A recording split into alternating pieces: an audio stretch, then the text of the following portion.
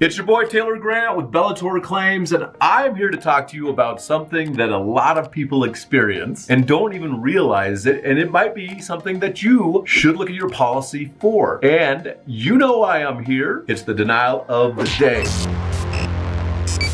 Melinda writes in, my roof was in bad shape and I had a $1,000 deductible. I filed a claim from the storm. It was denied. A few years later, I had some more wind damage and filed another claim, which was approved. However, I now had a $3,000 deductible instead of the $1,000 deductible that I thought I had. I am not impressed with the insurance company and will be shopping around. I hate to leave them because I've been with them for almost 3 decades. That's a long time to be with an insurance company. But this is what happens is a lot of people get their renewals and they just assume that it's going to be the same as it was previously. And if you're not careful and you don't pay attention to what's going on in your policy, you could end up like this, wondering why you're paying so much more out of pocket. The lesson here is make sure you are looking at your policy every single year that it comes out to make sure you have the right coverage before you move on. And if you have a claim that is being underpaid, delayed, or denied, contact us today, bellatorclaims.com.